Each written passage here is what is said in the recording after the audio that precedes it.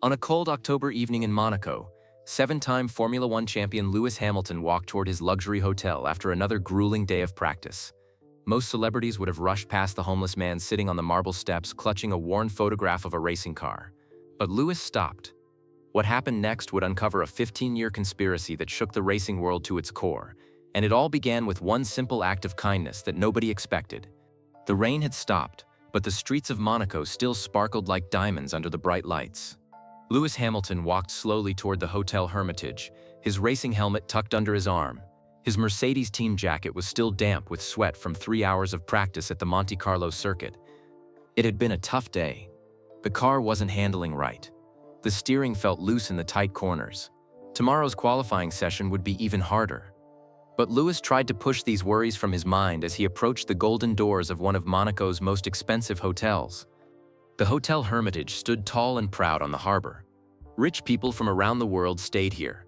Movie stars, business owners, and famous athletes walked through its doors every day. The doormen wore perfect uniforms and smiled at everyone who looked important. Lewis had stayed at this hotel many times before. He knew the staff by name. He knew which room had the best view of the Mediterranean Sea. But tonight, something was different. As Lewis walked up the marble steps, he noticed a man sitting on the cold stone. The man's clothes were torn and dirty. His hair was long and messy. His shoes had holes in them. Most people would walk right past him without looking. But Lewis stopped. There was something about this man that caught Lewis's attention. Maybe it was the way he sat so quietly, not asking anyone for money. Maybe it was the careful way he held something in his hands, like it was precious to him. Lewis looked closer. The man was holding an old photograph. Even in the dim light, Lewis could see it was a picture of a red racing car. The edges of the photo were worn from being touched so many times. The homeless man looked up at Lewis with tired but hopeful eyes. "Excuse me, sir," he said in a quiet voice. "Are you Lewis Hamilton?" Lewis felt his heart skip a beat. Most famous people would keep walking when a homeless person talked to them. Most would pretend they didn't hear. But Lewis had learned something important from his father Anthony when he was growing up. His father always said that every person matters, no matter what they look like or where they live. "Yes, I am," Lewis said softly. He moved closer to the man instead of walking away. The homeless man's eyes filled with tears. His hands shook as he held the old photograph. "My name is Marcus Webb," he said. Lewis felt something strange in his chest, a feeling he couldn't quite name. He looked at Marcus more carefully. Under all the dirt and the worn-out clothes, Lewis could see something familiar in the man's face, something that reminded him of people he had known in the racing world. "You worked in racing?" Lewis asked. He sat down on the steps next to Marcus, not caring that his expensive clothes might get dirty. Marcus nodded slowly. "I helped build race cars for many years. I loved that job more than anything else in the world." Lewis studied the photograph in Marcus's hands. It showed a bright red Formula One car with the number 2 on the side. The car looked familiar, but Lewis couldn't quite remember where he had seen it before. "What team did you work for?" Lewis asked. Marcus took a deep breath. "McLaren Racing Team. I was an engineer there from 1995 to 2007. Lewis felt his whole body go cold. McLaren was the team that gave him his first chance in Formula One, the team that believed in him when he was just a young driver with big dreams. "You worked at McLaren?" Lewis's voice came out as barely a whisper. "Yes," Marcus said. "I helped build the cars that competed in the World Championship. I was so proud of that work." Lewis looked at Marcus with new eyes. This wasn't just any homeless person. This was someone who had been part of the same world that made Lewis famous. Someone who had touched the same dream that Lewis lived every day. "Marcus," Lewis said gently, "what happened? How did you end up here?" Marcus's face crumpled with sadness. He looked at the photograph again, running his thumb over the worn edges. "It's a long story, Mr. Hamilton. A story about one mistake that changed everything." Lewis felt his heart breaking. He knew how hard the racing world could be. He knew that even small mistakes could have big consequences. But he also knew that everyone deserved a second chance. "I have time," Lewis said. "Tell me your story." Marcus looked surprised. "Sir, you don't need to sit here with me. You're probably tired. You probably have important things to do." Lewis shook his head. "Marcus, there's nothing more important than listening to someone who needs to be heard." The words hung in the air between them. Around them, rich people walked in and out of the hotel. Expensive cars drove past on the street. But in this moment, there were just two men sitting on stone steps, connected by their love of racing. Marcus reached into his coat pocket and pulled out something that made Lewis's breath catch in his throat. It was an old identification card, bent and faded but still readable. Lewis took the card with careful hands. In the dim light from the hotel, he could see the McLaren logo at the top. Below that was a photo of Marcus from many years ago. He looked younger then, hopeful and proud. His hair was neat and his smile was bright. But it wasn't the photo that made Lewis gasp, it was what was written below Marcus's name. The ID card showed Marcus Webb's job title, Senior Race Car Engineer. And below that, in small print, were the years he worked there, 1995-2007. Lewis looked at the dates again to make sure he was reading them correctly. 2007. That was Lewis's first year in Formula One. That was the year Lewis drove for McLaren as a rookie driver. Lewis looked up at Marcus with wide eyes. "Marcus, you were working at McLaren in 2007? Marcus nodded sadly. "That was my last year there. The year everything went wrong." Lewis felt like the world was spinning around him. The man sitting next to him on these cold steps wasn't just any former racing engineer. This was someone who had been at McLaren during the most important year of Lewis's life. Marcus pulled the old ID card back and held it close to his chest, like it was the only proof he had ever mattered to anyone. "Marcus," Lewis said, his voice full of emotion, "show me that photograph again." With shaking hands, Marcus held out the racing car photo. Lewis looked at it more carefully this time, and suddenly everything became clear. The red car in the photo wasn't just any Formula One car. It was a 2007 McLaren. It was the type of car that Lewis had driven in his first season. Lewis looked at Marcus with a mixture of shock and something deeper, a feeling that this meeting was not just a coincidence, but something that was meant to happen. "Marcus," Lewis whispered, barely able to get the words out, "that car in the photograph." Marcus looked directly into Lewis's eyes, and what he said next would change both of their lives forever. "Mr. Hamilton, that's not just any car. That's the exact car I was working on before I lost everything. The car that was supposed to be yours." Lewis felt like someone had just punched him in the stomach. He stared at Marcus, trying to understand what he had just heard. "The car that was supposed to be mine?" Lewis repeated slowly. "What do you mean?" Marcus held the photograph closer to his chest. His hands were shaking even more now. "Mr. Hamilton, I was one of the engineers who built your first Formula One car, the McLaren MP422, the car you drove in your rookie season." Lewis's mind raced back to 2007. He remembered that car like it was yesterday. It was silver and red, beautiful and powerful. It was the car that almost won him his first championship. He lost by just 1 point to Kimi Räikkönen. "You built my car?" Lewis whispered. "I helped build it," Marcus corrected. "There were many of us working on it. But yes, I was part of the team that put that car together for you."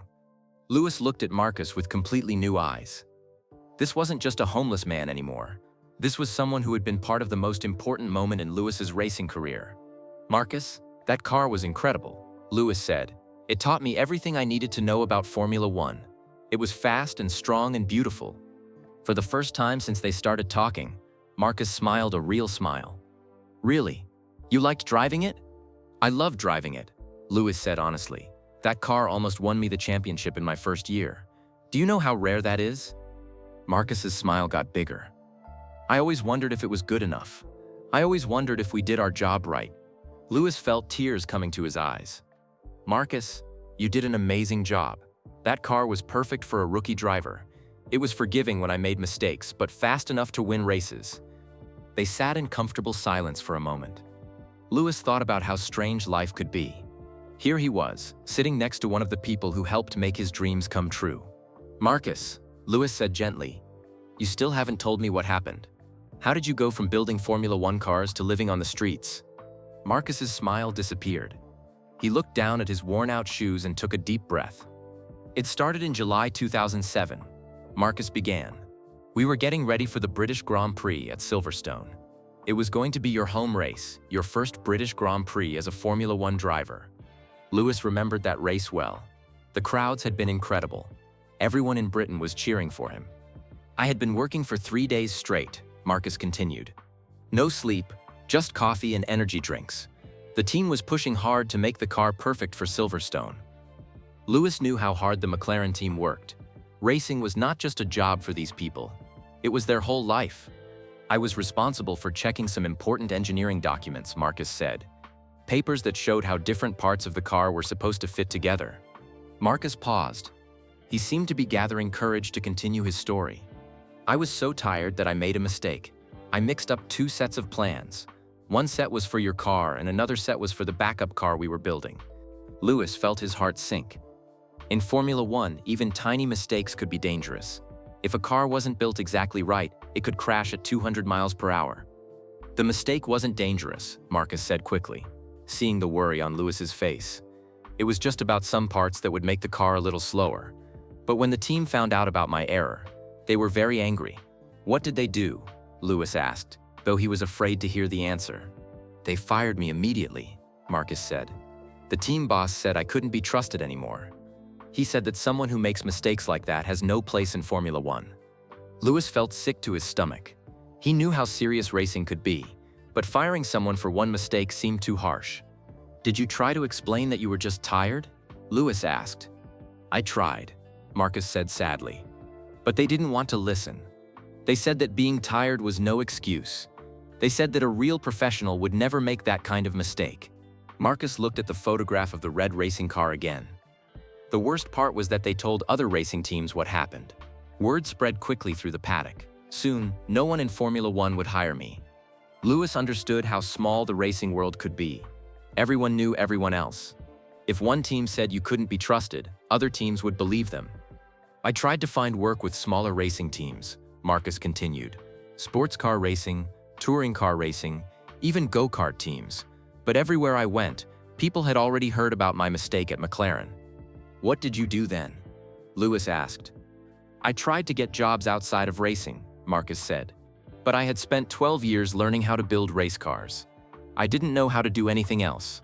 I couldn't fix regular cars. I couldn't build houses or work in factories. Lewis thought about his own life. Racing was all he knew too.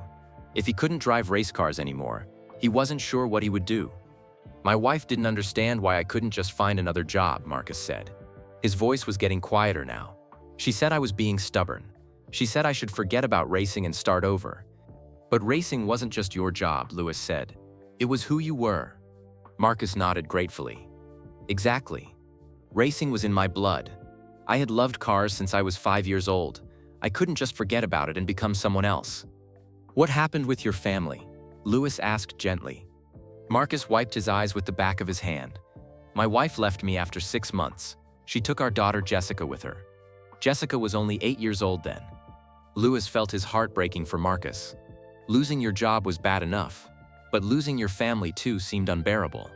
I tried to keep in touch with Jessica, Marcus said, but I was so ashamed of what I had become. I didn't have money for birthday presents. I couldn't take her to nice places. I felt like a failure as a father. You weren't a failure, Lewis said firmly. You were just going through a hard time. Maybe, Marcus said, but I didn't see it that way then. I thought Jessica would be better off without me, so I stopped calling. I stopped visiting. Lewis couldn't imagine making that choice. But he also couldn't imagine the pain Marcus must have felt. How long have you been on the streets? Lewis asked. 15 years, Marcus said. 15 years of sleeping in doorways and under bridges. 15 years of looking for food in garbage cans. 15 years of people walking past me like I don't exist. Lewis looked at Marcus with deep respect. Most people wouldn't survive 15 years of homelessness. The fact that Marcus was still here, still sane, still able to have a conversation, showed incredible strength. Marcus, you're one of the strongest people I've ever met, Lewis said. Marcus laughed, but it wasn't a happy laugh. Strong? Mr. Hamilton, I'm sitting on the steps of a hotel, wearing clothes I found in a dumpster. That's not what strength looks like to you, Lewis asked. You survived 15 years of the hardest life imaginable.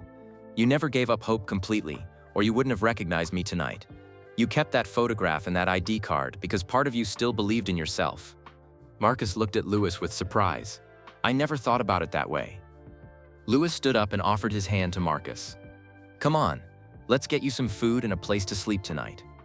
Marcus looked confused. Sir, I can't afford to stay in this hotel. Lewis smiled. Marcus, You helped build the car that started my career. It's my turn to help you." But as Marcus reached for Lewis's hand, he said something that made Lewis freeze in place. "Mr. Hamilton, there's something else I need to tell you about that car. Something about my mistake that I've never told anyone. Something that might change how you feel about your first season in Formula One." Lewis felt his heart stop beating for a moment. He looked at Marcus with wide eyes, afraid of what he might hear next. "What do you mean?" Lewis asked quietly. Marcus clutched the old photograph tighter.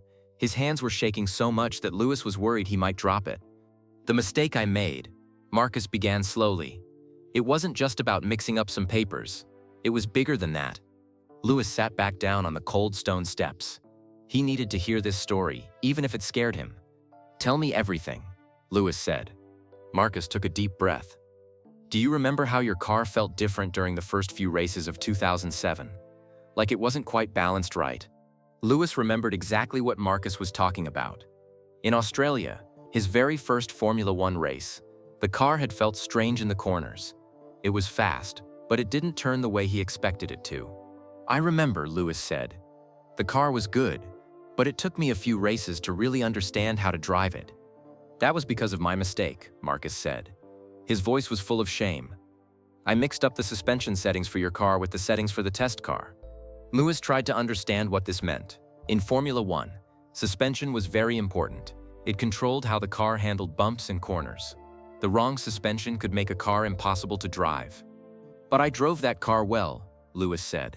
"I won my second race in Malaysia. I was competitive all season."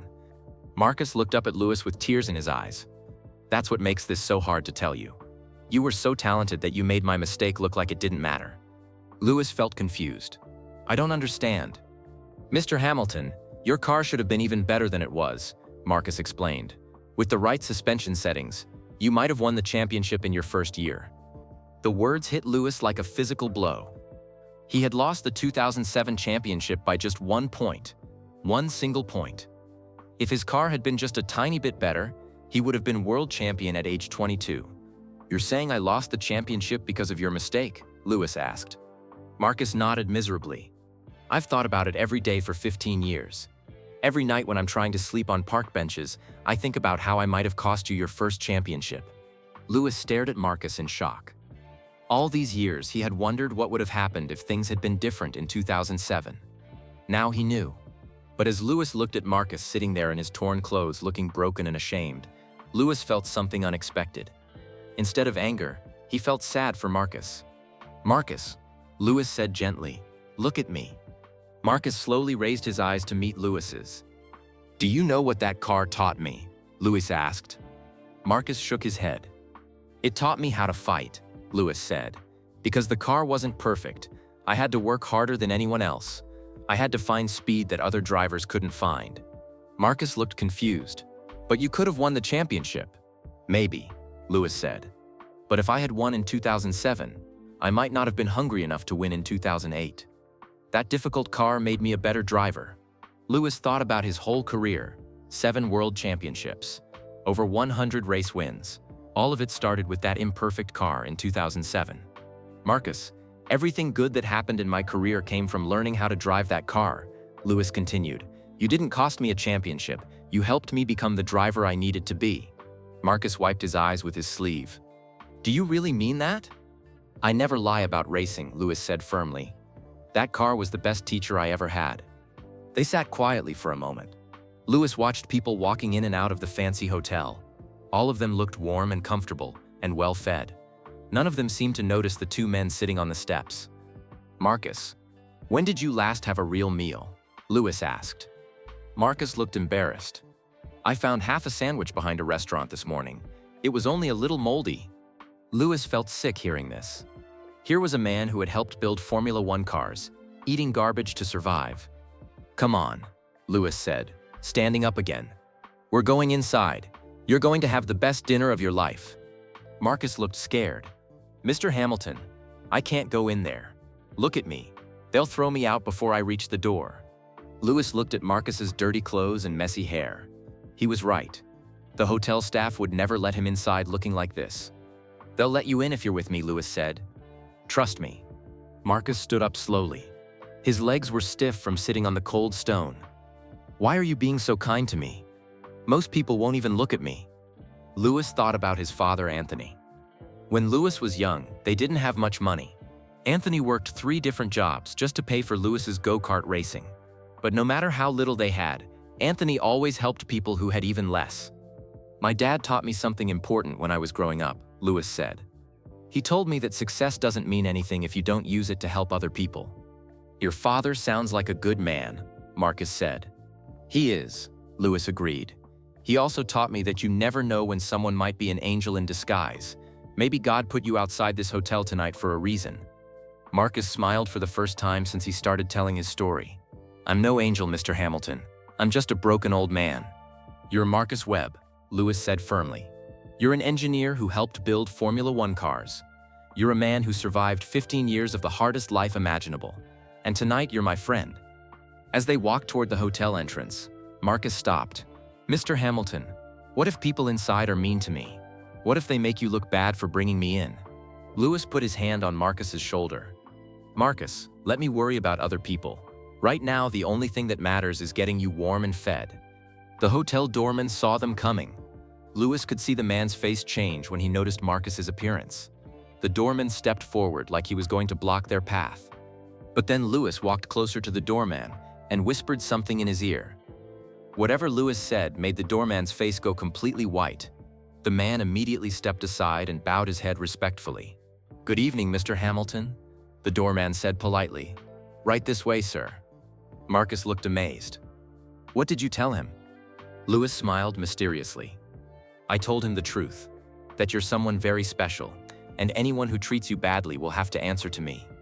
As they walked through the golden doors of the Hotel Hermitage, Marcus felt like he was entering a different world.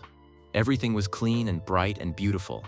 It was nothing like the dark streets and cold doorways where he usually spent his nights. "Mr. Hamilton," Marcus said quietly, "I feel like I'm dreaming." "You're not dreaming," Louis said. "This is real." "And Marcus?"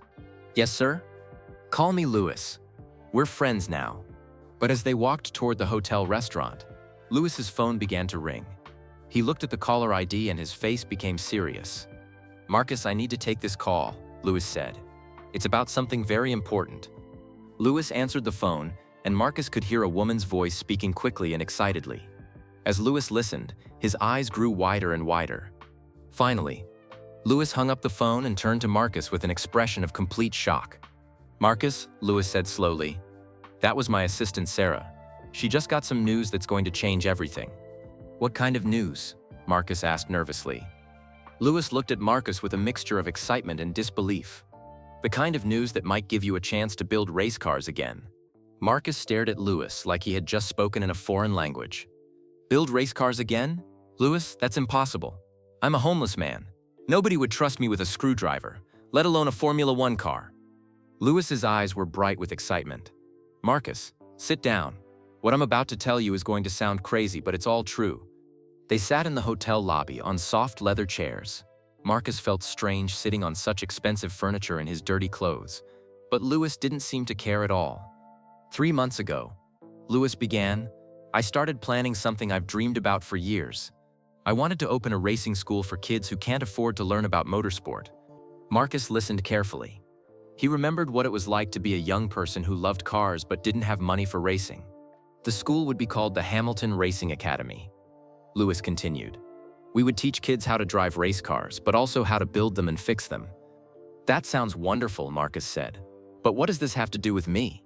Louis leaned forward in his chair. "Marcus, we need someone to teach the engineering classes, someone who knows how to build race cars from the ground up, someone who understands what it feels like to lose everything and start over." Marcus felt his heart beating faster. "Louis, you can't be serious. I haven't worked on cars in 15 years. I don't know anything about modern racing technology." "But you know the basics," Louis said. "You know how engines work. You know about suspension and aerodynamics and safety systems. Those things haven't changed that much." Marcus shook his head. "Even if I remembered everything, who would want to learn from a homeless man? Parents wouldn't trust their children with someone like me." Louis stood up and walked to the window. Outside, the lights of Monaco sparkled like stars. "Marcus, let me tell you about my phone call." Marcus waited quietly. My assistant Sarah has been working with investors to fund the racing academy, Lewis explained. Tonight she called to tell me that we got approval for everything. The school can open next month. Congratulations, Marcus said, though he still didn't understand why this mattered to him. The investors have one requirement, Lewis continued. They want the head of engineering instruction to be someone with real Formula One experience.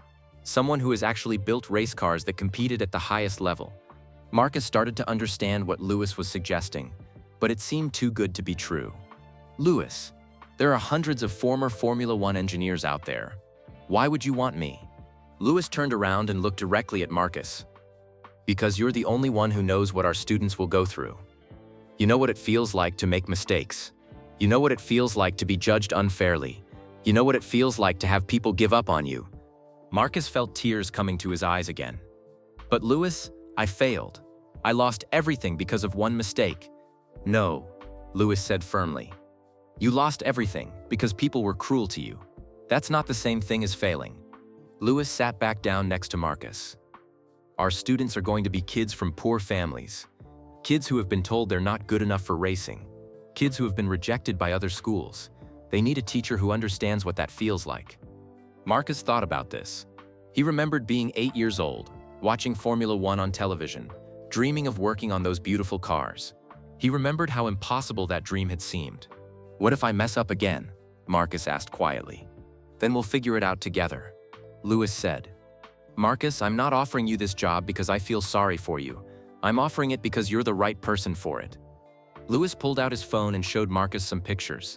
They were drawings of a building with Hamilton Racing Academy written on the front. This is going to be in Stevenage, where I grew up, Lewis explained. We'll have classrooms and workshops and even a small racetrack for teaching. Marcus looked at the pictures with wonder. The building looked modern and clean and full of hope. How many students will there be? Marcus asked. We're starting with 20 kids between the ages of 14 and 18, Lewis said. Some will learn to drive, others will learn engineering. All of them will learn that racing is about more than just being fast. What else will they learn? Marcus was getting more interested despite his fears. They'll learn that racing is about teamwork, Lewis said. They'll learn that everyone makes mistakes, and that's okay. They'll learn that the most important thing is never giving up on your dreams. Marcus was quiet for a long moment. Finally, he spoke. Lewis, even if I wanted to do this, look at me. I can't teach anyone anything looking like this. Lewis smiled. That's the easy part. Sarah has already booked you a room in this hotel for as long as you need it. Tomorrow we'll get you new clothes and a haircut. We'll get you a doctor to make sure you're healthy. We'll do whatever it takes to help you get ready. Marcus couldn't believe what he was hearing. You would do all that for me? Marcus, you helped build the car that started my career. Lewis said, now I want to help you start your second career. Just then, Lewis's phone rang again. He looked at the caller ID and his face became serious. It's Sarah again, Lewis said. She probably has more details about the academy. Lewis answered the phone. Hi, Sarah. But then he stopped talking. His face went white as he listened. Are you sure? Lewis asked into the phone. How is that possible? Marcus watched Lewis with growing worry. Something was clearly wrong. Okay, I understand, Lewis said finally. Yes, we'll handle it. Thank you for calling. Lewis hung up the phone and sat down heavily in his chair. What's wrong? Marcus asked. Lewis looked at Marcus with a strange expression. Marcus, Sarah just told me something very interesting. She's been doing background research on you to prepare for the academy. What kind of research? Marcus felt nervous.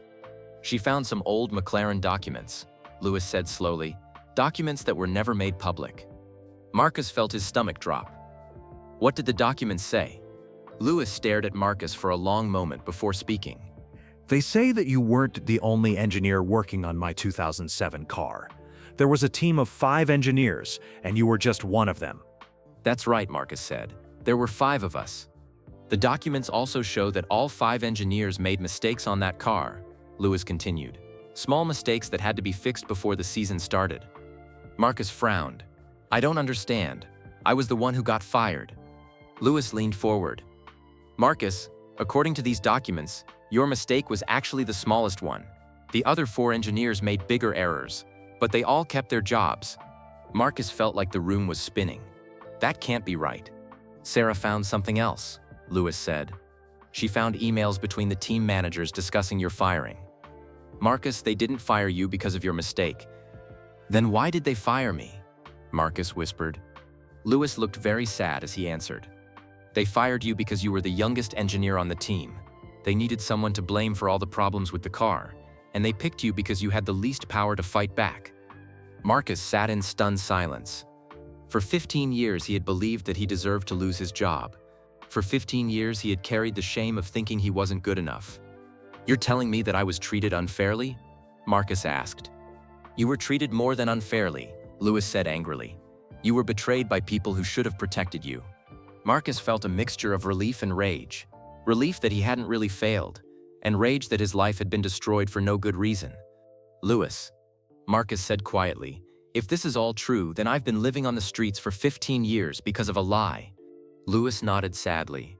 I'm afraid so. Marcus was quiet for a long time. Finally, he looked up at Lewis with fire in his eyes that hadn't been there before.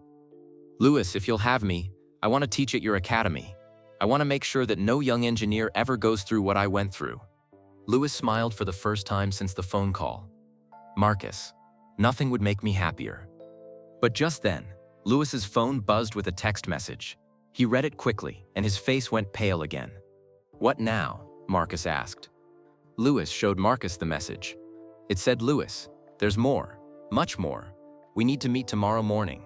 What we found about Marcus's case is bigger than you can imagine. Marcus and Lewis looked at each other with wide eyes. What else could there possibly be to discover? Marcus couldn't sleep that night. Lewis had gotten him the most expensive hotel room he had ever seen. The bed was bigger than most apartments Marcus had lived in. The bathroom had marble floors and gold faucets, but none of that mattered. All Marcus could think about was what Lewis had told him. For 15 years, he had believed he was a failure. Now he was learning that everything he thought he knew was wrong. At 6 in the morning, Marcus took his first hot shower in months. The water felt like heaven on his skin. He watched 15 years of dirt and sadness wash down the drain. There was a knock at his door. When Marcus opened it, he found bags of new clothes. Everything fit perfectly. Clean jeans, a warm sweater, and shoes that didn't have holes in them. There was also a note from Lewis. Every new beginning starts with looking like who you want to become.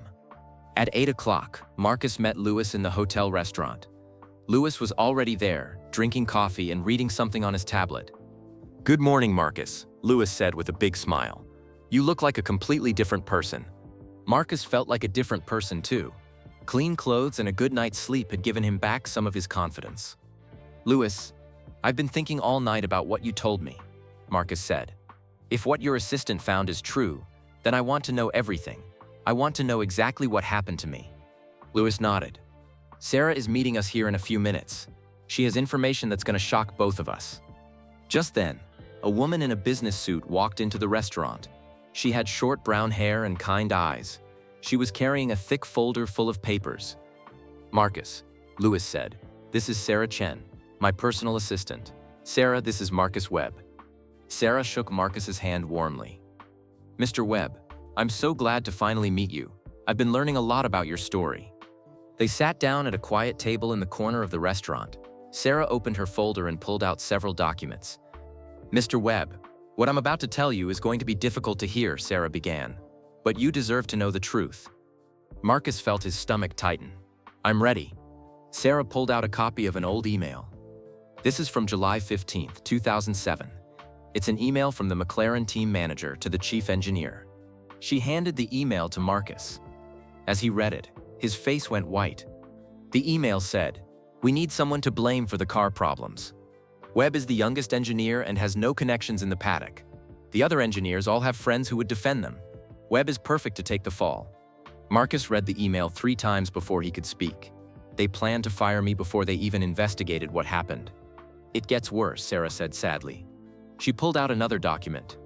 This is a report from an independent investigator who looked into your case last year. Someone investigated my case? Marcus asked. Lewis leaned forward. Marcus, you weren't the only engineer this happened to. McLaren did the same thing to 3 other young engineers between 2005 and 2010. Marcus felt sick to his stomach. You mean other people went through what I went through? Sarah nodded. The investigator found a pattern. Whenever there were problems with a car, McLaren would blame their youngest or newest engineers. They would fire them and tell other teams that these engineers couldn't be trusted. Why would they do that? Marcus asked. To protect their reputation, Lewis said angrily. Instead of admitting that their senior engineers made mistakes, they threw young people under the bus. Sarah pulled out a photograph. It showed a man in a McLaren uniform standing next to a race car. Do you recognize this person? Marcus looked at the photo carefully. That's David Morrison. He was my boss in 2007. David Morrison retired last year, Sarah said. Before he left McLaren, he felt guilty about what he had done. He gave this folder to a journalist hoping someone would investigate what really happened. Sarah opened the folder wider. Inside were dozens of documents, emails, reports, and witness statements. All of them told the same story. Marcus had been innocent, but McLaren had destroyed his life anyway. Marcus, Lewis said gently, Morrison wrote a letter specifically about your case. Do you want to hear what it says? Marcus nodded, even though he was scared. Lewis took the letter and began to read. Marcus Webb was one of the most talented young engineers I ever worked with. He was dedicated, creative, and had a bright future in Formula One. What we did to him was wrong. We destroyed his career to protect our own reputations. I have regretted it every day since. Marcus felt tears running down his cheeks. After 15 years of believing he was worthless, someone was finally telling him he had been good at his job. There's more, Sarah said. She pulled out a legal document. 3 of the engineers who were treated like you have sued McLaren. They won their cases and received compensation. Marcus looked at the document with confusion. What does this mean for me? Lewis smiled. It means you can sue McLaren too. It means you can get justice for what they did to you. Marcus was quiet for a long moment. Finally, he spoke. Lewis, I don't want money from McLaren. Money won't give me back the 15 years I lost. Money won't let me watch my daughter grow up. Then what do you want? Lewis asked. Marcus looked at both Lewis and Sarah with fire in his eyes. I want to make sure this never happens to anyone else. I want to teach young engineers that they have rights. I want to show them that they don't have to accept unfair treatment. Lewis's smile got even bigger. Marcus, that's exactly what the Hamilton Racing Academy is for. Sarah pulled out one more document. Speaking of the academy, I have news about that too. What kind of news? Marcus asked. The investors heard about your story, Sarah said. They're so impressed with your background and your desire to help others that they want to double the funding for the academy. Lewis looked shocked. Double the funding? Sarah nodded. Instead of starting with 20 students, we can start with 40. Instead of 1 building, we can have 2. And Marcus, they want you to be the head of the entire engineering program. Marcus couldn't believe what he was hearing. Yesterday, he had been sleeping on the street. Today, he was being offered the chance to run an entire school program. But I still don't understand, Marcus said. Why would investors trust someone like me? Lewis answered this question. Because your story shows exactly what the academy is about. You're proof that everyone deserves a second chance. You're proof that talent doesn't disappear just because someone treats you badly. Sarah closed her folder and looked at both men. There's one more thing. The investors want to announce the academy next week. They want Marcus to be there when they tell the world about it. Marcus felt scared again. I don't know if I'm ready to talk to reporters and photographers. You don't have to be ready, Lewis said. You just have to be honest. Tell them your story. Tell them why the academy matters. Marcus thought about all the young people who might go through what he had experienced. He thought about kids who loved racing but didn't have anyone to protect them from unfair treatment. Okay, Marcus said finally. I'll do it. But Lewis, I want you to promise me something. What's that? Promise me that every student at the academy will know that making mistakes is okay. Promise me that no young person will ever be thrown away like I was. Lewis reached across the table and shook Marcus's hand. I promise. As they walked out of the restaurant, Sarah's phone rang. She answered it quickly, then her face went serious. Lewis, Marcus, she said, that was the BBC. Someone leaked the story about Marcus to the press. It's going to be on the news tonight. Marcus felt panic rising in his chest. What does that mean? Lewis put his hand on Marcus's shoulder. It means the whole world is about to know your story. It means everything is about to change. But before Marcus could respond, Sarah's phone rang again. This time, her face went completely white as she listened. What is it? Lewis asked. Sarah looked at Marcus with wide eyes. That was a woman named Jessica Webb. She says she's Marcus's daughter, and she's been looking for him for 15 years. She saw the news story and she's flying to Monaco tonight. Marcus felt like the ground had disappeared beneath his feet. His daughter, the little girl he had abandoned 15 years ago, was coming to find him. Marcus sat down heavily in the hotel lobby chair. His hands were shaking so hard that he couldn't hold his coffee cup. "Jessica is coming here?" he whispered. "My Jessica?" Louis sat next to Marcus and put a gentle hand on his shoulder. "Marcus, this is good news. She's been looking for you. That means she still loves you." "You don't understand," Marcus said, his voice full of pain. "When I left, Jessica was only 8 years old. She probably doesn't even remember me. And if she does remember me, she probably hates me for abandoning her." Sarah looked at her phone again. "Mr. Webb, Jessica left a message for you. Would you like me to read it?" Marcus was scared, but he nodded. Sarah cleared her throat and began reading. "Dad, if this is really you, I want you to know that I have never stopped looking for you. I have never stopped loving you.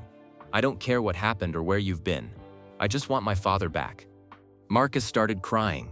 Real tears that came from 15 years of missing his daughter and wondering if she was okay. "She still calls me Dad," Marcus said through his tears. "Of course she does," Louis said. "You're her father. That doesn't change just because you've been apart." But Marcus shook his head. "Louis, you don't know what I did. When I lost my job, I became angry and bitter.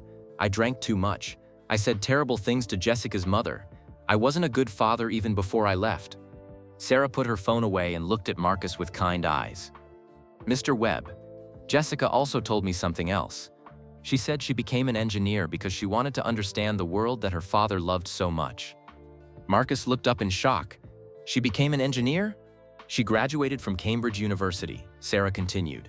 "She has a degree in mechanical engineering. She works for Aston Martin now, designing Formula One cars." Marcus couldn't believe what he was hearing. His little girl had grown up to work in the same world that had destroyed his life. "She followed in my footsteps," Marcus said with wonder. "More than that," Louis said. "She succeeded where you weren't given the chance to. Jessica is living the life you should have had." Marcus was quiet for a long time. Finally, he spoke. "What if she's disappointed when she sees me? What if the father she remembers isn't the broken man I've become?" Louis thought about his own father, Anthony. Even when times were hard, even when they didn't have much money, Anthony had always been Louis's hero. "Marcus, parents aren't heroes because they're perfect," Louis said. "They're heroes because they love their children, even when everything else falls apart." Just then, Sarah's phone rang again. She answered it quickly. "Yes, this is Sarah Chen," she said. "Oh, hello, Jessica." "Yes, he's right here." Sarah looked at Marcus. "She wants to talk to you." Marcus felt terrified. He hadn't spoken to his daughter in 15 years. What could he possibly say to her? With shaking hands, Marcus took the phone. "Jessica," he said in a voice so quiet it was almost a whisper. "Dad, is that really you?" The voice on the other end was no longer the voice of the 8-year-old girl Marcus remembered. This was a grown woman, but Marcus could still hear his little girl in her voice. "Yes, sweetheart, it's me," Marcus said, and the tears started flowing again. "Oh, Dad, I can't believe I found you. I've been searching for so long."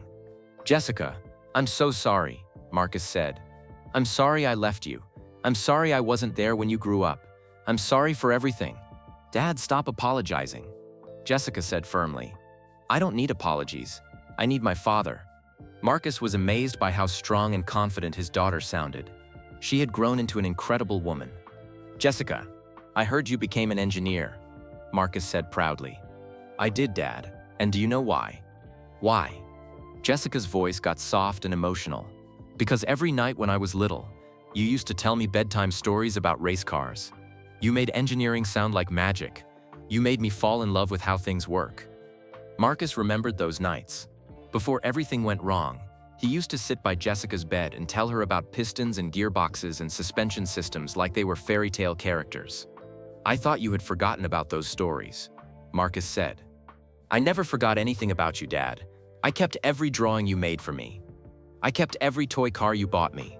I kept everything hoping that someday you would come home." Marcus felt his heart breaking and healing at the same time. His daughter had kept his memory alive for 15 years.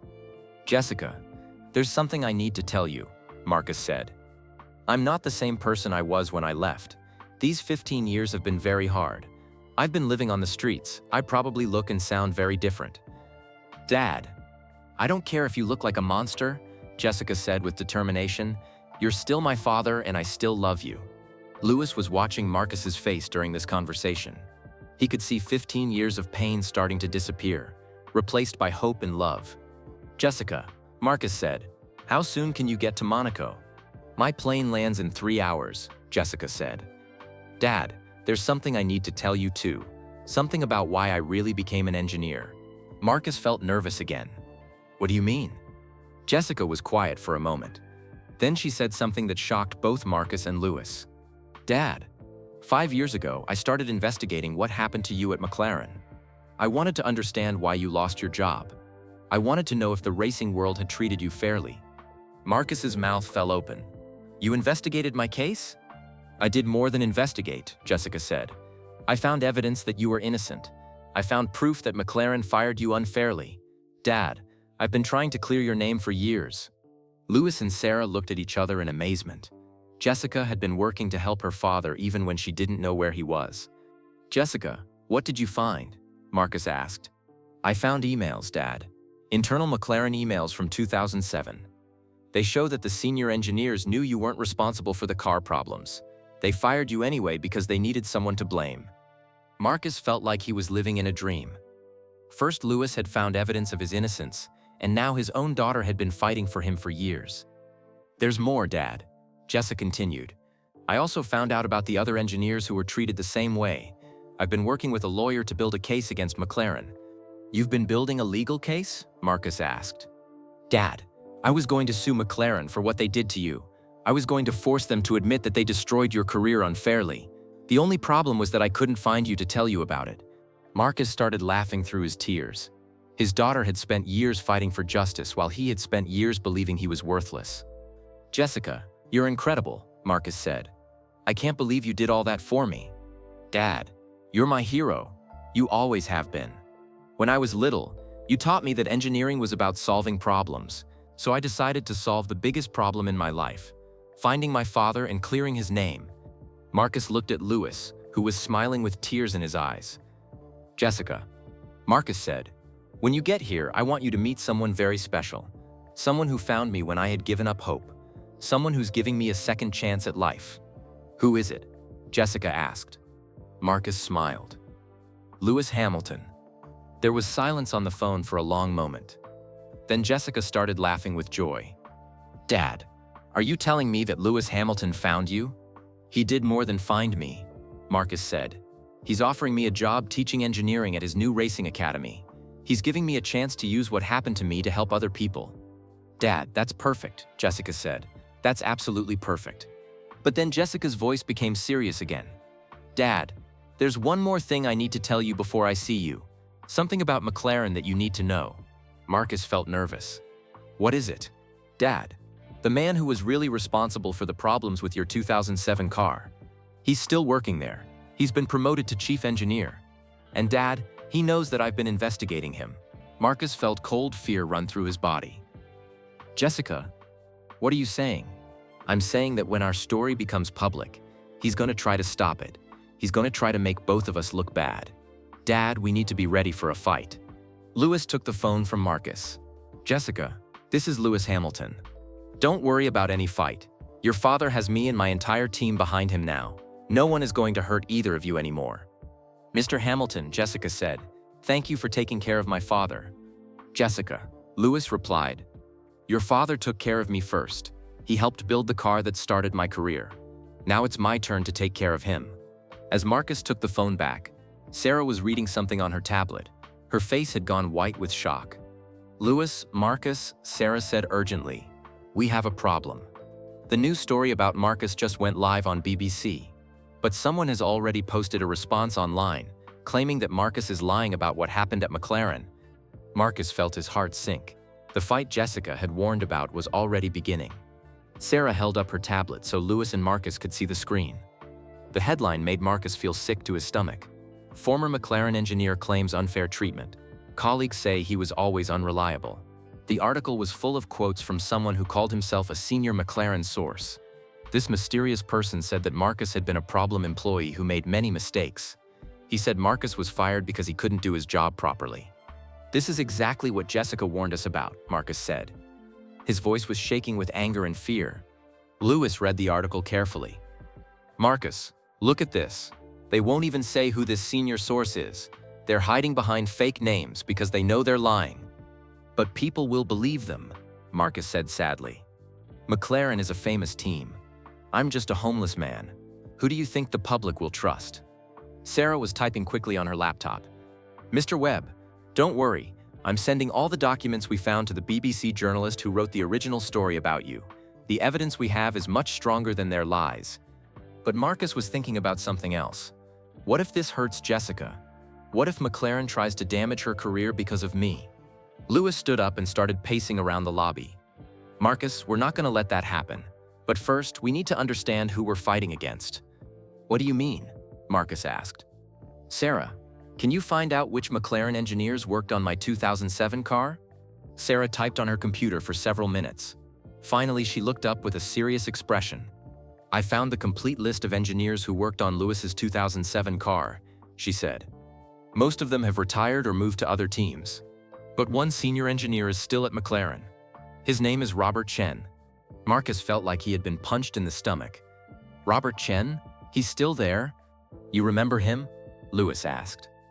Marcus nodded grimly. "Robert was my supervisor in 2007. He was the one who told the team managers that I had made the mistakes. He was the one who recommended that I be fired." Sarah looked back at her computer screen. "According to this, Robert Chen is now McLaren's chief engineering officer. He's one of the most powerful people at the team."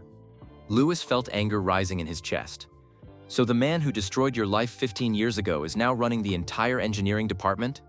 "It's worse than that," Marcus said quietly. "If Robert is the senior source talking to the media, he has a lot to lose if the truth comes out. If people find out that he lied about me, he could lose his job and his reputation." Sarah's phone rang. She answered it quickly. Then her face lit up with hope. "That was the BBC journalist," she said. "She wants to do a live television interview with Marcus tonight. She said she'll give him a chance to respond to the accusations." Marcus looked terrified. "I can't go on television. I've never done anything like that. What if I say something wrong?" Lewis sat down next to Marcus. "Marcus, you don't have to be perfect. You just have to tell the truth. The truth is more powerful than their lies." "But what if people don't believe me?" Marcus asked.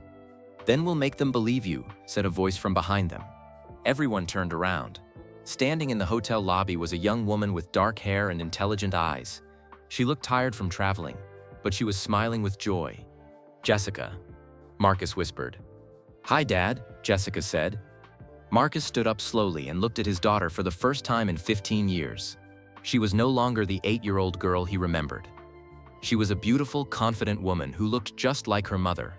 "You're so tall," Marcus said with tears in his eyes. "And you're exactly like I remembered," Jessica said. "Just a little grayer." They walked toward each other carefully, like they were afraid this moment might disappear. Then Jessica ran the last few steps and threw her arms around her father. Marcus held his daughter tight and cried like he hadn't cried in years. 15 years of missing her, 15 years of wondering if she was okay, 15 years of believing he would never see her again. All of that pain melted away in that one hug. "I missed you so much, sweetheart," Marcus whispered. "I missed you too, Dad," Jessica said, "but I never stopped believing I would find you." Lewis and Sarah watched this reunion with tears in their own eyes. It was one of the most beautiful things either of them had ever seen. After a few minutes, Jessica stepped back and looked at her father carefully. "Dad, you look good. Different than I expected, but good." "Jessica, I want you to meet Lewis Hamilton," Marcus said proudly. "Lewis, this is my daughter Jessica." Jessica shook Lewis's hand with excitement. "Mr. Hamilton, I can't thank you enough for what you've done for my father.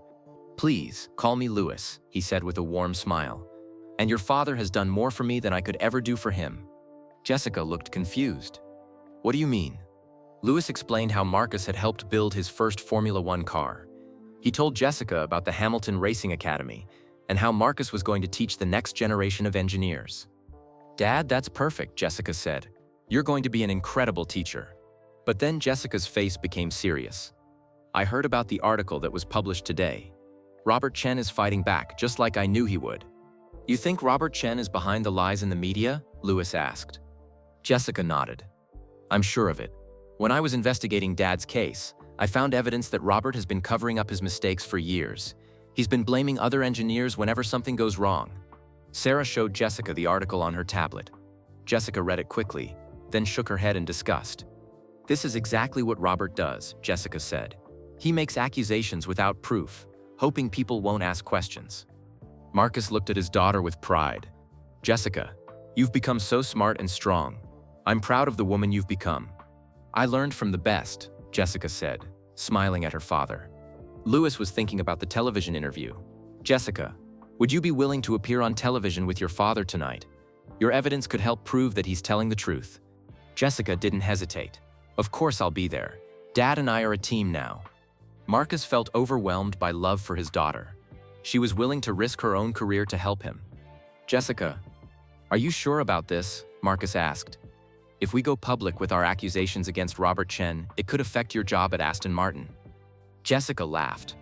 Dad, do you know what I do at Aston Martin? You design Formula One cars, Marcus said. That's right. And do you know what the most important thing is when designing a car? Marcus thought for a moment. Safety? Exactly, Jessica said. My job is to make sure drivers like Lewis don't get hurt because of engineering mistakes. Dad, what Robert Chen did to you was the opposite of safety. He put his reputation ahead of honesty. That's the most dangerous thing an engineer can do. Lewis was impressed by Jessica's passion and intelligence. She was clearly her father's daughter. Jessica, there's something else you should know, Lewis said. We're not just fighting to clear your father's name. We're fighting to change how the racing world treats young engineers.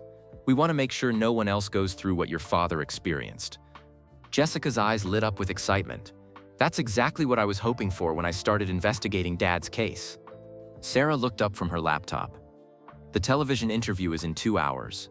We need to prepare both of you for the kinds of questions they might ask. Marcus still looked nervous. What if the interviewer doesn't believe us? Jessica took her father's hand.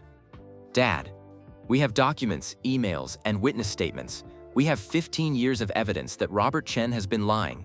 But most importantly, we have each other. Lewis watched the father and daughter together and felt hope growing in his chest. Together, they were much stronger than either of them could be alone. There's one more thing, Jessica said. I brought something with me that I think will help our case. She opened her bag and pulled out a thick folder. What's that? Marcus asked. Jessica smiled.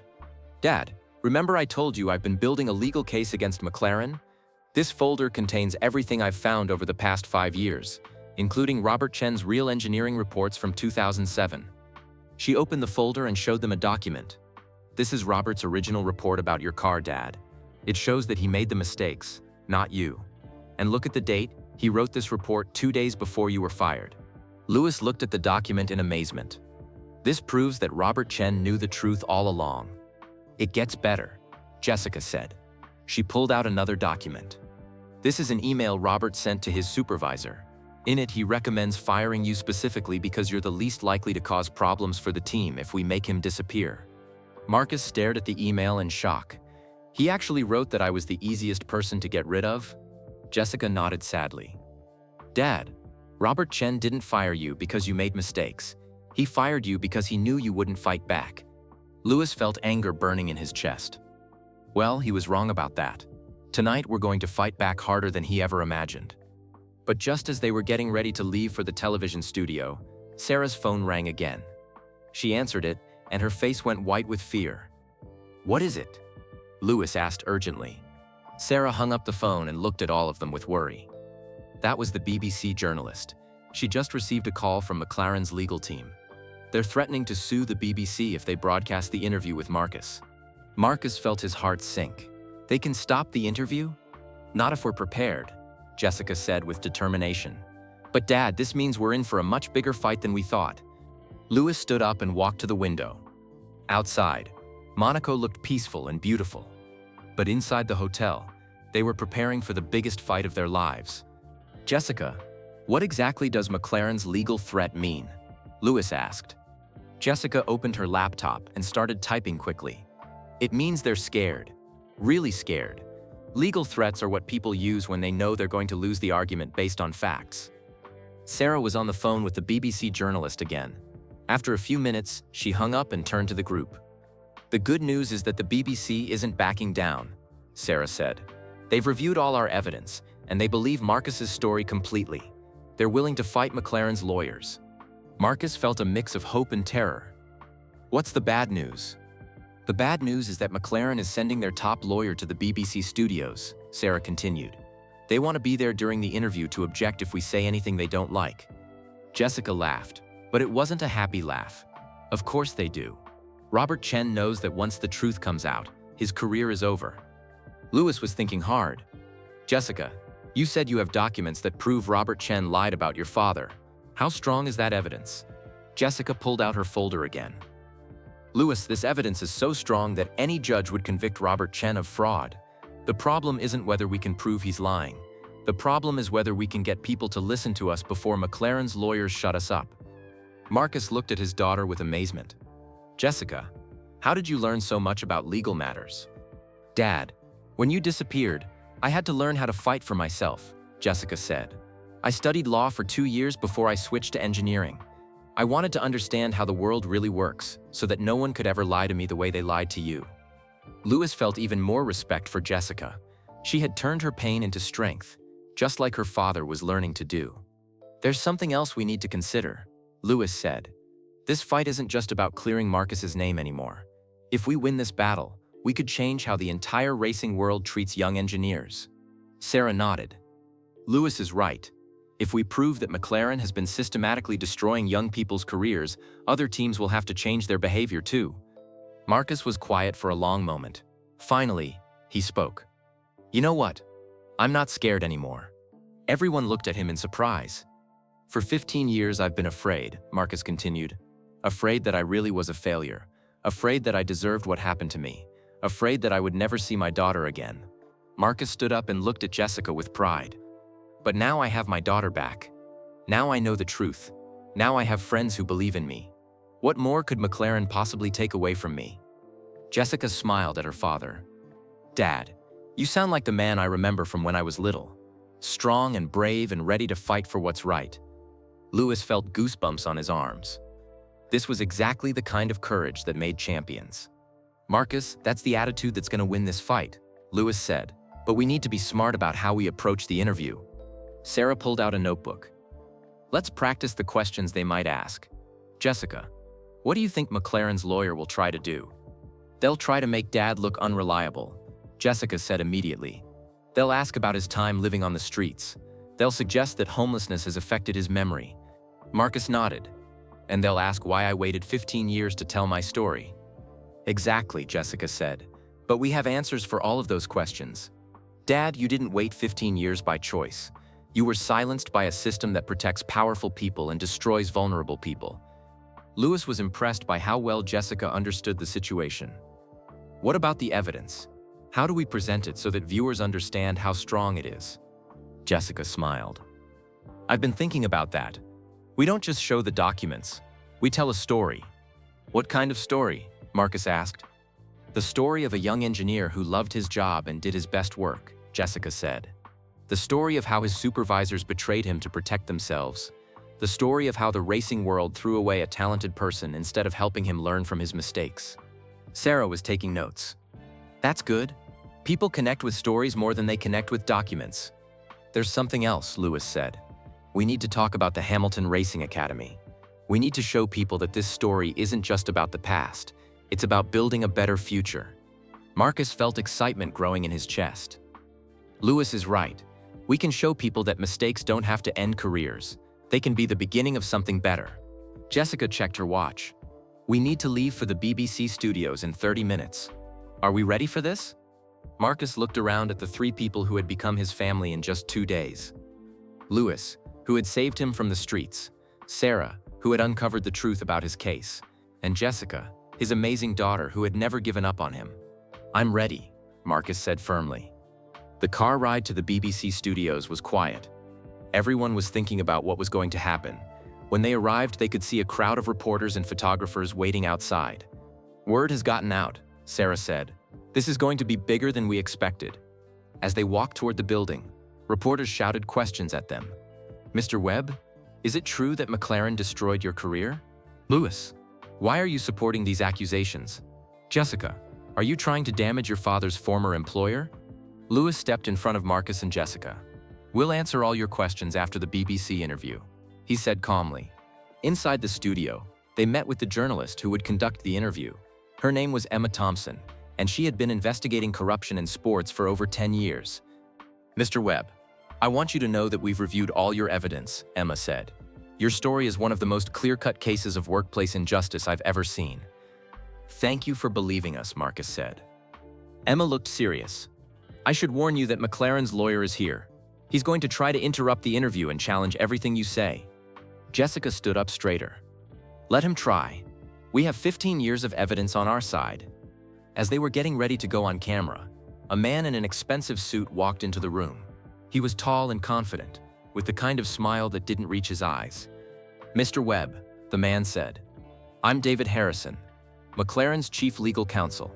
I'm here to make sure that nothing false or defamatory is said during this interview. Marcus looked the lawyer directly in the eyes. Mr. Harrison, the only false things that have been said in this case came from your client. The lawyer's smile disappeared. Mr. Webb, I would be very careful about making accusations you can't prove. Jessica stepped forward. Actually, we can prove everything we're going to say. Can McLaren prove their accusations against my father? The lawyer looked uncomfortable. This interview shouldn't be happening at all. Mr. Webb is clearly not a reliable witness. Why? Lewis asked sharply. Because he's been homeless? Because he doesn't wear expensive suits like you do? Emma Thompson interrupted. Mr. Harrison, you're welcome to observe the interview, but you cannot interfere with our journalistic process. As they took their seats for the interview, Marcus felt surprisingly calm.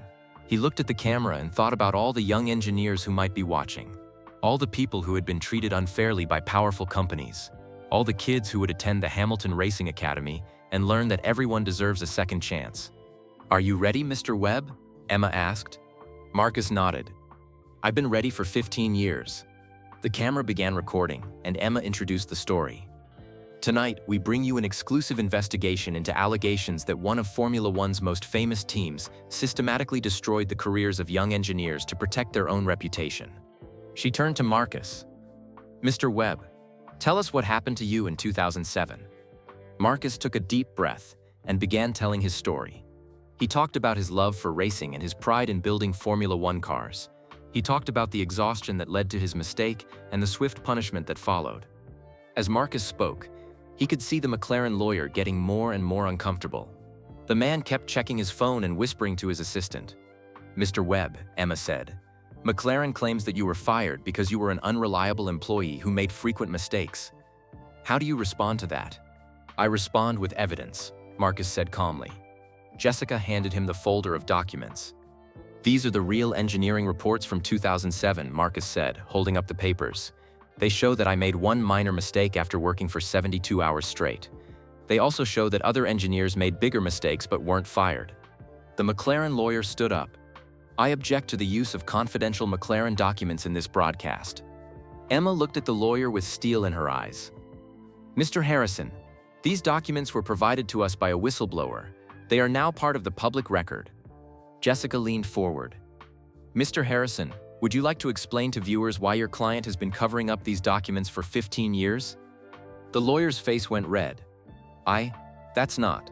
McLaren has always followed proper procedures. Then why? Lewis interrupted. Is Robert Chen still employed by McLaren when these documents prove he lied about Marcus? The lawyer looked like he wanted to run out of the room. This interview is based on false premises and should be terminated immediately. Emma smiled.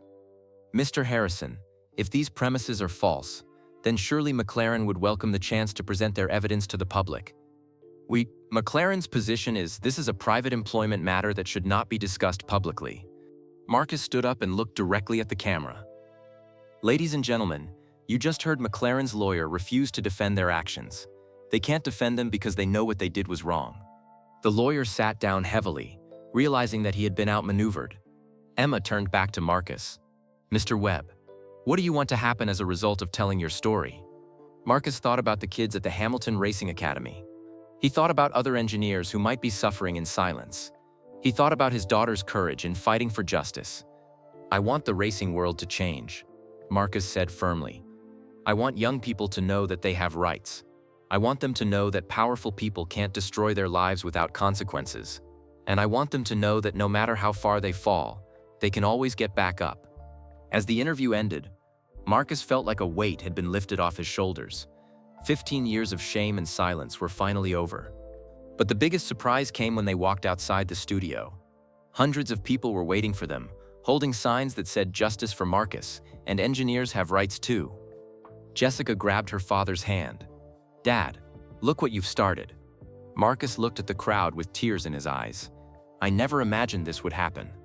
Louis put his arm around Marcus's shoulders. "This is just the beginning, my friend. Tomorrow, we start changing the world." The next morning, Marcus woke up in his hotel room feeling different than he had in 15 years. For the first time since 2007, he felt like he had a purpose. He looked in the mirror and saw not a homeless man, but an engineer who was ready to teach young people about racing. Louis had arranged for them all to meet for breakfast at 7 in the morning. When Marcus arrived at the hotel restaurant, he found Louis, Jessica, and Sarah already there, all looking at their phones and laptops. "Good morning," Marcus said. "You all look busy." Jessica looked up with bright eyes. "Dad, you won't believe what's happening. The interview last night has gone viral around the world." Sarah turned her laptop around so Marcus could see the screen. There were news articles from England, Germany, Italy, and even Japan. All of them were talking about Marcus's story. "Look at this headline from the Times," Sarah said. It says, "Formula One engineer's 15-year fight for justice exposes team's cover-up." Louis showed Marcus his phone. "And look at social media. Thousands of people are sharing your story with the hashtag Justice for Marcus." Marcus sat down slowly, overwhelmed by all the attention. "I never expected this to become so big." "Dad, this is exactly what needed to happen," Jessica said. "Your story is giving other people the courage to speak up about unfair treatment in their workplaces." Sarah was reading something on her computer. "Marcus, you've received over 200 emails from engineers around the world. They're all thanking you for speaking out." "Can you read me one of them?" Marcus asked. Sarah found one and began reading. "Dear Mr. Webb, I'm a 25-year-old engineer who was fired from my job last year for a mistake that wasn't my fault. I was too scared to fight back because I thought no one would believe me. Your courage has inspired me to contact a lawyer and tell my story. Thank you for showing me that I'm not alone."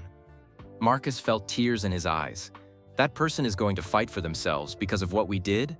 That person and many others, Louis said proudly. "Marcus, you've started something much bigger than just clearing your own name." Just then, Louis's phone rang.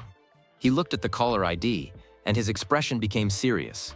"It's Andrea Stella, the team principal at McLaren." Marcus felt his stomach tighten. "McLaren's boss wants to talk to you." Louis answered the phone. "Hello, Andrea. Yes, I saw the interview, I understand. Yes, he's right here." Louis covered the phone and whispered to Marcus. "He wants to talk to you personally." Marcus felt nervous, but he took the phone. "Hello, Mr. Stella?" "Mr. Webb," came the voice on the other end. "I'm calling to apologize on behalf of McLaren Racing. What happened to you in 2007 was completely unacceptable." Marcus was shocked. "You're apologizing?" "Yes." Andrea continued. "After seeing your interview and reviewing the documents your daughter provided, we conducted our own internal investigation. We discovered that Robert Chen has been covering up his mistakes for years by blaming other engineers." Jessica leaned closer so she could hear the conversation. "What does this mean?" Marcus asked. "It means that McLaren takes full responsibility for the injustice you suffered," Andrea said.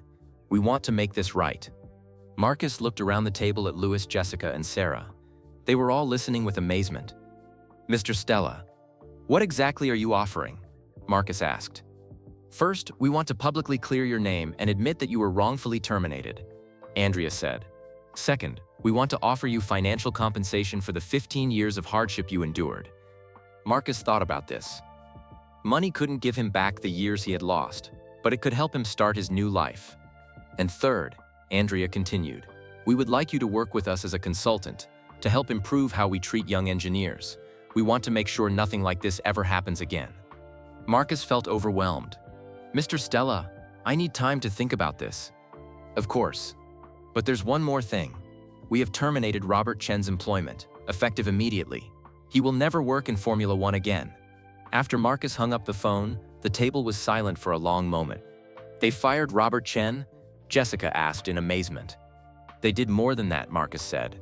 They admitted that everything we said was true. Louis was smiling broadly. Marcus, do you understand what this means? You didn't just clear your name. You brought down the man who destroyed your life and protected who knows how many other engineers. Sarah was typing on her laptop again. This is incredible news. When the media finds out that McLaren has fired Robert Chen and apologized to Marcus, it will prove that everything we said was true. Jessica hugged her father tight. Dad, you did it. You got justice. But Marcus looked thoughtful. Jessica, justice isn't just about punishing the people who hurt me. Justice is about making sure it doesn't happen to anyone else. What do you mean? Louis asked. Marcus stood up and walked to the window. Outside, Monaco was waking up. People were starting their day, going to work, chasing their dreams. I mean that the Hamilton Racing Academy is more important than any apology from McLaren, Marcus said. Teaching young people is how we really change the world. Louis felt proud of Marcus. Even in his moment of triumph, he was thinking about helping others. Marcus, you're absolutely right, Louis said, and I have some news about the Academy that I think you'll like. What news? Marcus asked. Sarah pulled out her laptop again. After your interview last night, we received calls from investors all around the world. Everyone wants to support the Hamilton Racing Academy. How many investors? Jessica asked. Enough to fund academies in 10 different countries, Sarah said with excitement. We can teach thousands of young people instead of just 20. Marcus sat down heavily. 10 academies? That's incredible. Dad, think about it, Jessica said. Every academy will teach young engineers that they have rights. Every academy will show kids that mistakes don't end dreams. You're going to change the lives of thousands of people. Louis was already making plans. Marcus, I want you to be the director of engineering education for all 10 academies. You'll design the curriculum and train the teachers. Marcus felt like he was dreaming. Louis, a week ago I was sleeping on the streets. Now you want me to run educational programs around the world? Marcus, a week ago you were a brilliant engineer who had been treated unfairly, Louis corrected. The only thing that's changed is that now the world knows the truth about you. Jessica was looking at something on her phone. Dad, there's more good news. Aston Martin just offered you a consulting job. They want you to help them create better working conditions for young engineers. Marcus shook his head in disbelief. All of this is happening so fast. Dad, this is what justice looks like, Jessica said. It's not just about punishing the people who hurt you. It's about creating opportunities for the people who deserve them. Sarah's phone rang. She answered it quickly, then looked at everyone with a serious expression. That was the BBC, Sarah said. They want to do a follow-up interview about McLaren's apology and Robert Chen's firing. Do we need another interview? Marcus asked. Louis thought about this. Marcus, this interview would be different. Instead of defending yourself, you'd be talking about the future. You'd be talking about the academies and how we're going to change the racing world. Marcus looked at Jessica. What do you think, sweetheart? I think you should do it, Dad. But this time, I want to be interviewed with you. I want the world to know that families can fight together for justice. Marcus felt prouder of his daughter than he had ever felt about anything in his life. Okay, Marcus said. We'll do the interview. But I want to make sure we focus on the young people we're going to help, not on the people who hurt me. Louis stood up and shook Marcus's hand. That's exactly the right attitude. You're not defined by what happened to you. You're defined by what you're going to do next. As they prepared to leave the hotel, Marcus stopped and looked around the breakfast room. Just 3 days ago, he had been sitting on the cold steps outside this building, hungry and hopeless. Louis, Marcus said, do you remember what you told me that first night? What did I tell you? Marcus smiled. You told me that maybe God put me outside your hotel for a reason. Louis nodded. I remember. I think you were right, Marcus said. But I don't think God put me there just so you could help me. I think God put me there so we could help each other change the world. Jessica took her father's arm. Dad, are you ready to go change the world? Marcus looked at his daughter, then at Louis and Sarah. These 3 people had become his family. Together, they were going to make sure that no young person ever went through what he had experienced. I've been ready for 15 years, Marcus said.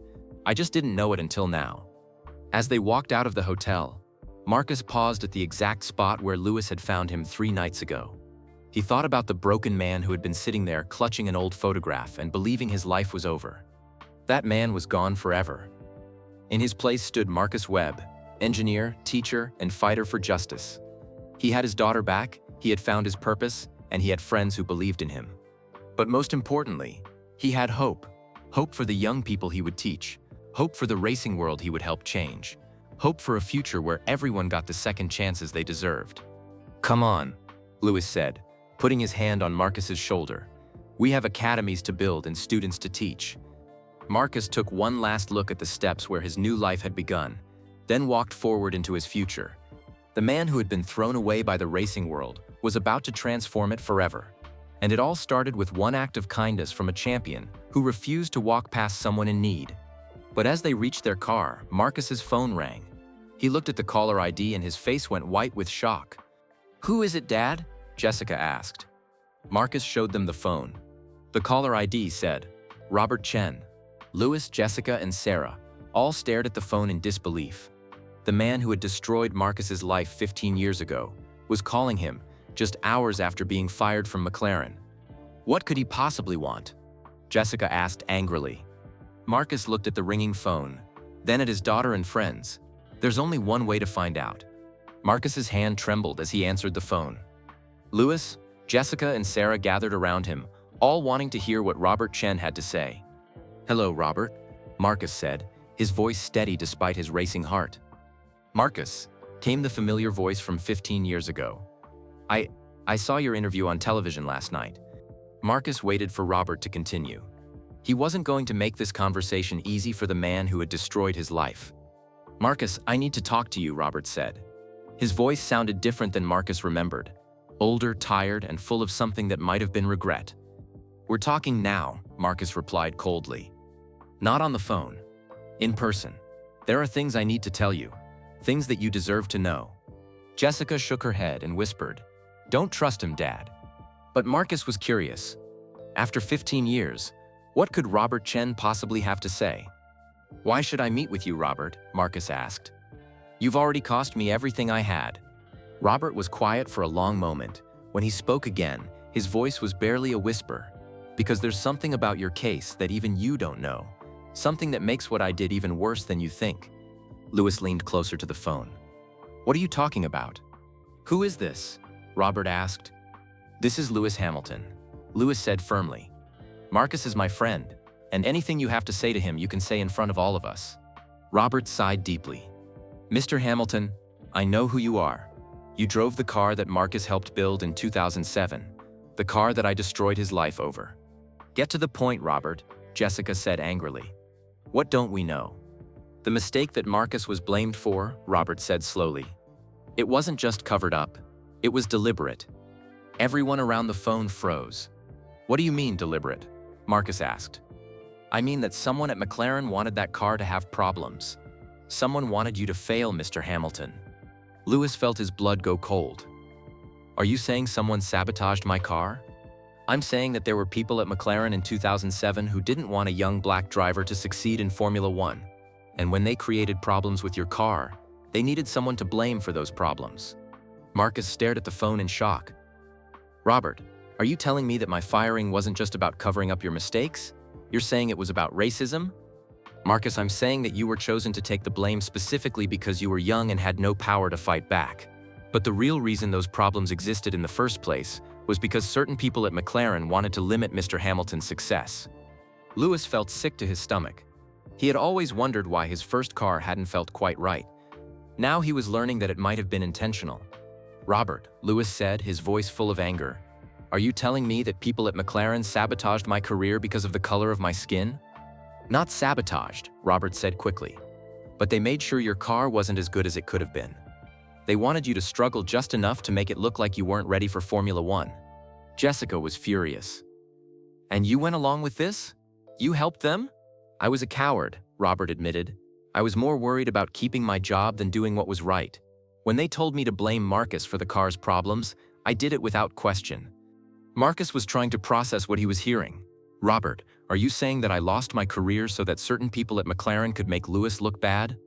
"That's exactly what I'm saying." Marcus, you weren't just a scapegoat for engineering mistakes. You were a scapegoat for racism. Lewis started pacing around the hotel lobby. He was so angry he could barely speak. Who at McLaren was involved in this? Robert was quiet for a moment. Some of them are still there. Some of them are retired. But Mr. Hamilton, they failed. Despite having a car that wasn't as good as it should have been, you almost won the championship that year. That doesn't make it okay, Lewis said sharply. You're right, Robert agreed. Nothing makes it okay. That's why I'm calling. That's why I need to meet with Marcus in person. Why? Marcus asked. What else is there to say? Robert's voice became emotional. Because I have documents, Marcus. I have emails and meeting notes that prove everything I just told you. I've been keeping them for 15 years, too scared to do anything with them. Sarah leaned toward the phone. Mr. Chen, why are you coming forward with this now? Because watching that interview last night, seeing what Marcus went through, seeing how strong his daughter is, I realized that staying silent makes me just as guilty as the people who planned this. Jessica was still skeptical. How do we know you're telling the truth? How do we know this isn't some trick? Because, Miss Webb, I'm about to give you evidence that will destroy what's left of my reputation and probably land me in legal trouble. Why would I lie about something that only makes me look worse? Marcus thought about this. Robert had a point. If he was lying, why would he make up a story that made him seem even more guilty? Robert, Marcus said, if what you're saying is true, then other people at McLaren knew about this conspiracy. Why haven't they spoken up? Some of them have died, Robert said sadly. Some of them have convinced themselves that what they did wasn't really racism, just business. And some of them are still at McLaren, still in positions of power. Lewis stopped pacing. Are you saying there are still people at McLaren who were involved in this conspiracy? I'm saying that the racing world has been protecting certain secrets for a very long time, Mr. Hamilton. Your success, despite their attempts to limit you, scared them. That's why they've never tried anything like this again. Marcus looked at Jessica, Lewis, and Sarah. They were all staring at him, waiting for his decision. Robert, Marcus said finally, where do you want to meet? There's a small cafe in Monte Carlo called Café de Paris. Can you meet me there in 2 hours? We'll be there, Marcus said. But Robert, if this is some kind of trick, it's not a trick, Marcus. It's a confession. It's 15 years too late, but it's the truth. After Marcus hung up the phone, they all sat in silence for several minutes. Dad, I don't trust him, Jessica said. This could be a trap. Lewis nodded. Jessica's right to be cautious. But Marcus, if what Robert is saying is true, this is bigger than just your case. This could expose systematic racism in Formula One. Sarah was already typing on her laptop. We should contact the journalist from BBC. If we're going to meet with Robert Chen, we should have media there to document whatever he tells us. Marcus was thinking hard. No, he said finally. This meeting should be private first. If Robert really has evidence of a conspiracy, we need to understand it completely before we make it public. Why? Lewis asked. Marcus looked at his friend. Because Lewis, if there really are still people at McLaren who were involved in this, they might try to destroy the evidence if they know Robert is talking. Jessica nodded slowly. Dad's right. We need to get the documents first, then figure out what to do with them. 2 hours later, they walked into Café de Paris. It was a small, quiet place with only a few customers. In the back corner sat a man Marcus barely recognized. Robert Chen had aged badly in the 15 years since Marcus had seen him. His hair was completely gray, his face was lined with wrinkles, and his eyes looked tired and sad. Marcus, Robert said, standing up as they approached. Thank you for coming. Marcus didn't shake Robert's hand. This is my daughter Jessica, my friend Lewis, and Sarah, Lewis's assistant. Robert nodded to each of them. Please, sit down. I have a lot to tell you. Robert opened a briefcase and pulled out a thick folder. These are copies of every document related to the conspiracy against Mr. Hamilton in 2007. He handed Marcus the first document. It was an email dated March 2007, before the season even began. The subject line read, Hamilton Project, Limiting Factors. Marcus read the email aloud. We need to ensure that Hamilton's first season shows promise but not dominance. Subtle engineering adjustments to suspension and aerodynamics should create a learning curve that makes his success appear gradual rather than immediate. Lewis felt like he had been punched in the stomach. They planned to sabotage my car before I even drove it? Robert nodded sadly. The email is from the team principal at the time to the chief engineer. They wanted you to be competitive enough to generate excitement, but not so competitive that you would dominate immediately. Jessica was looking at another document. Dad, look at this. It's a meeting note from July 2007. It says that when the engineering adjustments were discovered during routine checks, they needed a scapegoat to blame for the errors. Marcus read the document Jessica handed him. His name was specifically mentioned as the ideal person to blame because he was junior, expendable, and unlikely to have industry connections to defend him. Robert, Marcus said quietly. How many people at McLaren knew about this? 7 people were directly involved, Robert said. The team principal, the chief engineer, 2 senior designers, the head of aerodynamics, myself, and 1 other person. Who was the 7th person? Lewis asked. Robert hesitated. Someone who is still very powerful in Formula One. Someone who could still destroy careers if he wanted to. Sarah leaned forward. Who is it, Mr. Chen? Robert looked around the cafe to make sure no one was listening. It was someone from the FIA. Someone who was supposed to be regulating teams but was actually helping certain teams limit diversity in the sport. Lewis felt anger burning in his chest. Someone from the FIA? The organization that's supposed to ensure fair play? Marcus, Robert continued, when they decided to fire you, it wasn't just about covering up the sabotage of Mr. Hamilton's car. It was about sending a message to other engineers that questioning team decisions could end their careers. Jessica was looking through more documents. There are emails here about other drivers too. They talk about managing expectations for any driver who might disrupt traditional demographics in Formula One. Marcus felt overwhelmed by the scope of what he was learning. Robert, why didn't you tell me any of this 15 years ago? Robert's eyes filled with tears. Because I was a coward, Marcus. I was more afraid of losing my job than I was of destroying your life. I told myself that you would find another job, that you would be okay. But I wasn't okay, Marcus said firmly. I spent 15 years on the streets because of your cowardice. I know, Robert said, his voice breaking. I know, and I'm sorry, I'm so sorry. Lewis was studying the documents. Robert, this evidence could bring down several high-ranking people in Formula One. Why are you giving it to us now? Robert wiped his eyes. Because Mr. Hamilton, despite everything they did to limit you, you became one of the greatest drivers in history. You proved that their fears about diversity in Formula One were just racism disguised as business concerns. He turned to Marcus. And Marcus, watching your interview last night, seeing how you turned your suffering into a mission to help others, I realized that staying silent was making me complicit in ongoing injustice. Marcus was quiet for a long time, studying the documents. Finally, he looked up at Robert. What do you want from us? Marcus asked. I want to testify publicly about everything that happened, Robert said. I want to help you expose not just what was done to you, but the systematic problems that still exist in motorsport. Jessica looked at her father. Dad, what do you think we should do? Marcus thought about the Hamilton Racing Academy. He thought about the young engineers he was going to teach. He thought about all the people who might still be suffering from the same kind of discrimination he had experienced. We're going to use this evidence, Marcus said finally, but not for revenge. We're going to use it to make sure the racing world becomes the kind of place where everyone gets a fair chance. Lewis smiled at his friend. Marcus, you continue to amaze me. Even after learning about this conspiracy, your first thought is about helping others. Lewis, that's what the Academy is for, Marcus said. We're going to teach young people that they have the right to fair treatment, and we're going to teach them to stand up for that right. Robert looked at Marcus with admiration. Marcus, you're a better man than I am. If our positions were reversed, I don't think I could be so forgiving. I'm not forgiving you, Robert, Marcus said honestly, but I'm choosing not to let hatred consume the rest of my life. There's too much good work to be done. As they prepared to leave the cafe, Sarah was already making plans.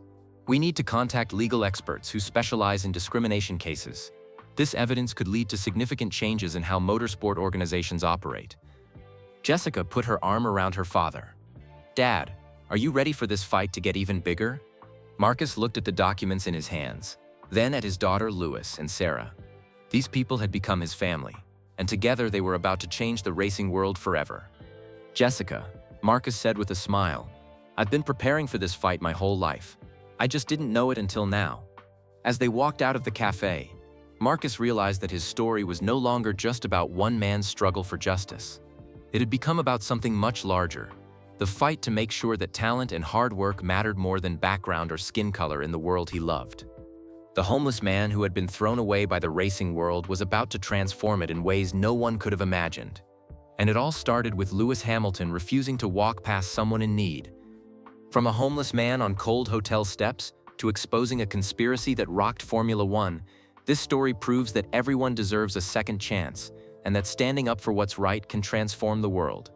We'd love to know where you're listening from. Drop a comment below and tell us your city or country. If this story touched your heart, please give this video a thumbs up and subscribe to our channel for more amazing true stories that inspire and uplift. Hit that notification bell so you never miss our latest videos. Most importantly, share this video with your friends and family. Stories like Marcus and Lewis's remind us that kindness costs nothing but can mean everything to someone who needs it. Let's spread awareness about treating people fairly and helping those who need a helping hand. Remember, you never know when your next act of kindness might change someone's entire life. Thanks for listening, and we'll see you in the next story.